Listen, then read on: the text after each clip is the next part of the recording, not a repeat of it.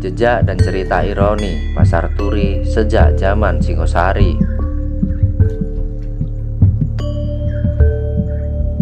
Membicarakan tempat yang telah dikenal lama dan menjadi bagian dari roda kehidupan manusia di dalamnya seakan menapak jejak romantika. Menjelajahinya lagi adalah hal yang nikmat untuk diresapi. Ada kenangan, imajinasi, fantasi sekaligus ironi. Menapak jejak Pasar Turi Surabaya akan melambungkan imajinasi kita tentang sebuah pasar legendaris Surabaya yang telah mengisi kehidupan masyarakat Surabaya beratus tahun lamanya. Sebelum ada mal, Pasar Turi adalah pusat perbelanjaan dan grosir terbesar, terlaris, dan terkenal di kota Surabaya. Dengan omset total lebih dari 10 miliar per hari, menempatkan Pasar Turi sebagai pusat grosir terbesar di Indonesia Timur. Pasar Turi telah menjelma menjadi simbol kota Surabaya. Sejak zaman dulu, lokasi Pasar Turi memang sangat strategis, berada di jalan raya utama menuju pusat kota.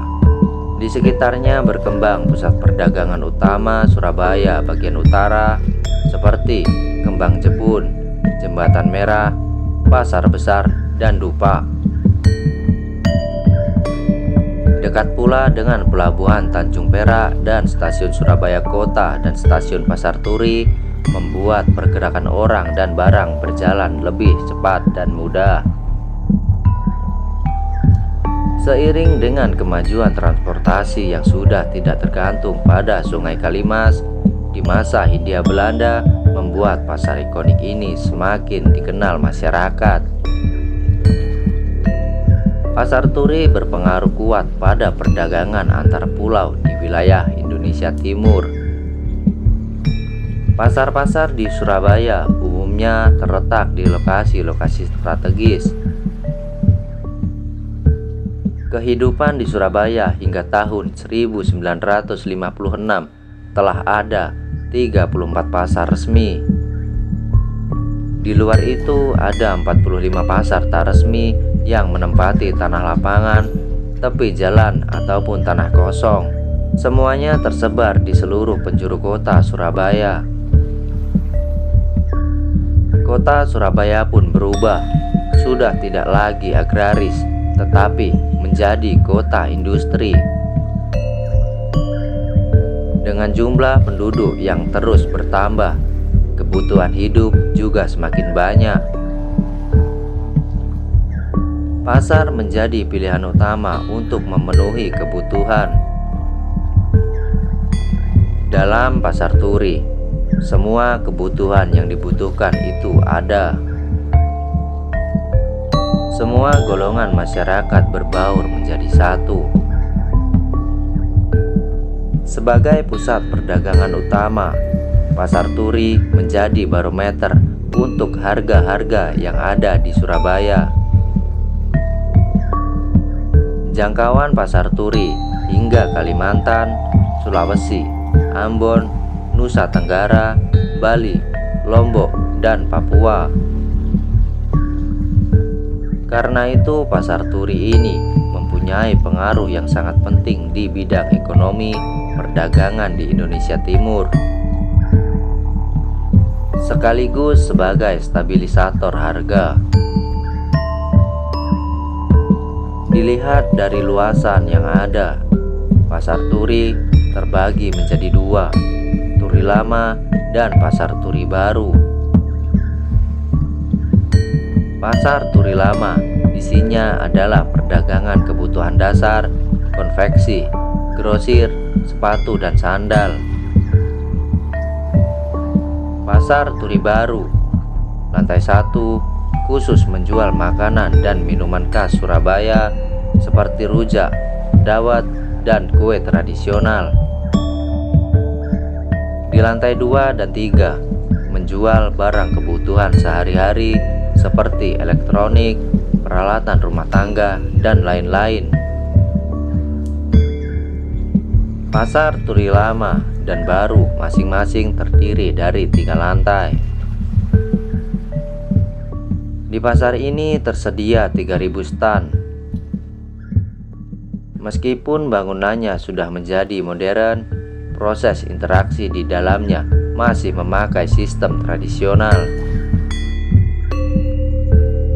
Harga ditentukan lewat tawar-menawar. Selain pembeli grosir, sebagian besar dari pedagangnya adalah kalangan ekonomi kelas bawah. Ini yang menyebabkan Pasar Turi memiliki kontribusi yang besar dalam menopang kehidupan sebagai masyarakat ekonomi kelas bawah di Surabaya.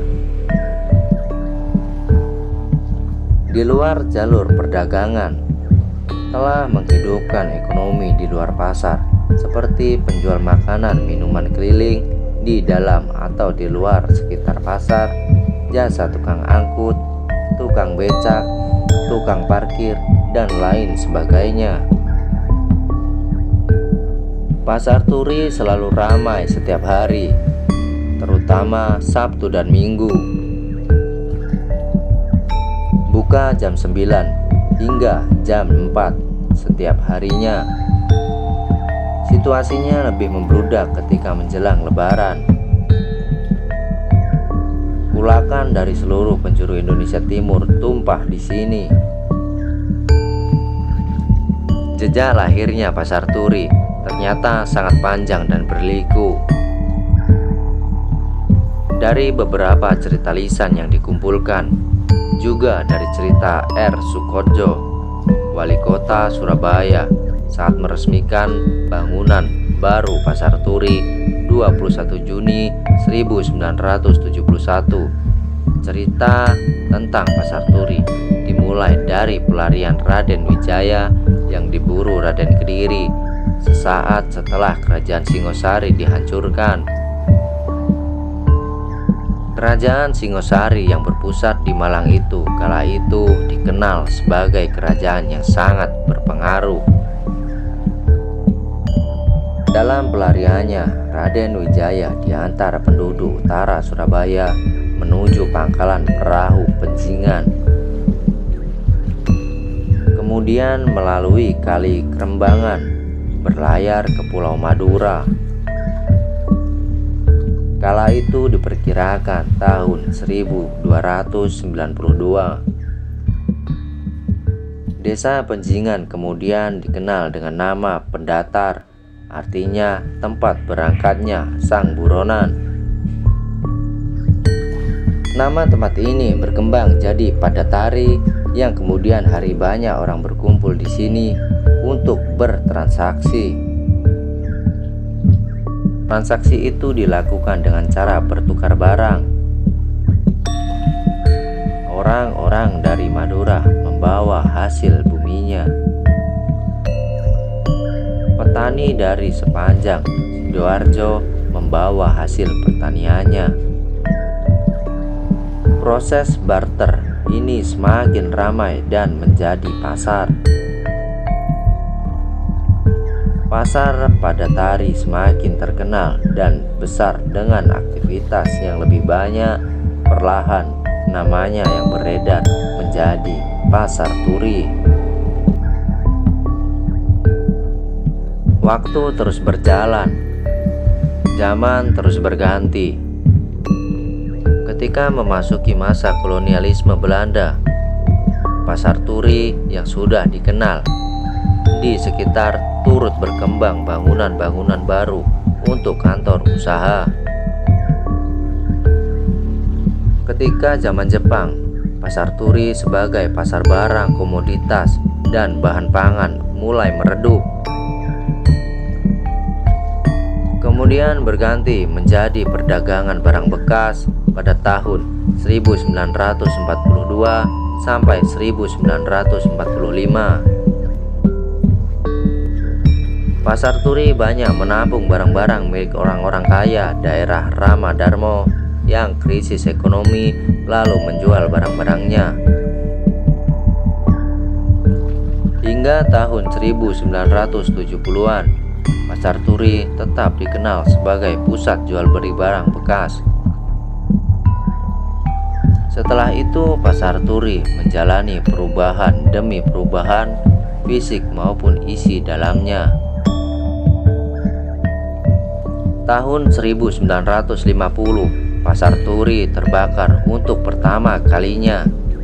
Hampir seluruh yang ada terbakar, termasuk kedai-kedai dari papan yang mengelilingi bangunan pasar utama. Kebakaran kedua terjadi di tahun 1978 dan kemudian dilakukan pembongkaran besar-besaran. Kebakaran hebat ketiga terjadi 27 Juli 2007 dan baru bisa dipadamkan 3 hari kemudian. Kebakaran kali ini hingga saat ini masih meninggalkan tanda tanya.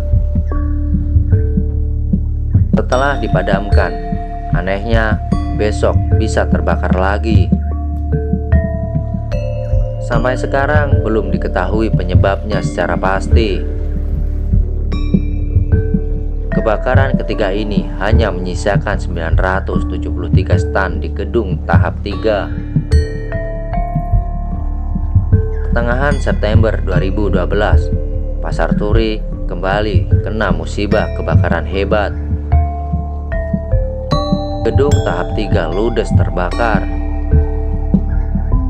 Kebakaran besar inilah yang kemudian membuat pesona Pasar Turi redup dalam tempo yang sangat lama. Kejayaan Pasar Turi semakin runtuh ketika konflik di dalamnya tak juga berakhir. Pasar Turi telah berjalan jauh melewati berbagai zaman dengan romantika kehidupan. Perubahan-perubahan yang terjadi menjadi saksi dalam potret perkembangan kota Surabaya. Kini secara fisik, Pasar Turi masih terlihat. Bangunan baru yang dibangun setelah kebakaran terakhir tampak gagah dengan berbagai fasilitas modern. Namun Pasar Turi sudah kehilangan pesonanya. Tak mampu menyedot ribuan orang untuk datang ke sana seperti sedia kala. Pasar Turi telah kehilangan jiwanya. Namanya tetap terpatri sebagai legenda, tetapi kehadirannya kini lebih banyak menyiratkan ironi. Itulah jejak dan cerita ironi Pasar Turi sejak zaman Singosari.